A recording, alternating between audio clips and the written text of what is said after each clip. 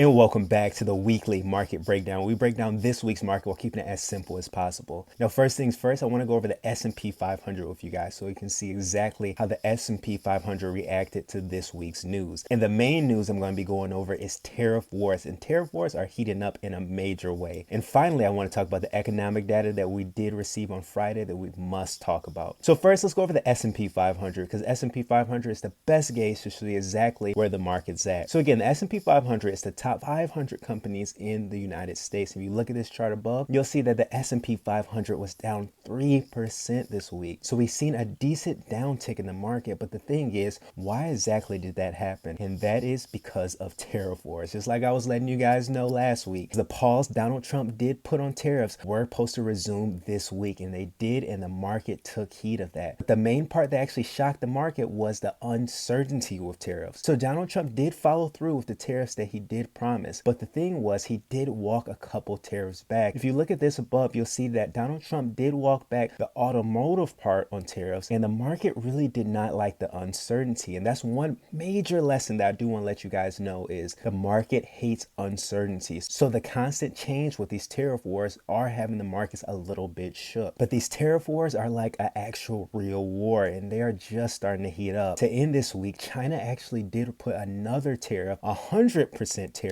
on certain goods for Canada. So it seems like this is like a trickle effect, and we do need to see exactly how this all unwinds because it could get really serious. If you look at this post above, you will see this news that actually came out of China, and China's basically saying that they're ready for whatever type of war that comes their way. And obviously that's not a good sign for markets. So we'll see how exactly that plays out. But again, that uncertainty with tariffs was the main big concern for this market this week, and it did have a toll. But on Friday, everybody's waiting for the job numbers to see if these job numbers were going to be bad. Now the forecast was 170 jobs added, and it actually came in at about 150,000 jobs. So it was a miss, and it did not hit expectations. But the thing was, it wasn't as bad as everybody was expecting. So after that horrible week in the market, that slight miss on the job numbers actually was a sigh of relief for the market, and it's kept the market still maintaining. Now besides the stock market, the crypto market did have some very interesting data as well. And the best way to tell for that is looking at Bitcoin. So last week after Bitcoin broke down, I let you guys know that Bitcoin can hit the 75,000 mark,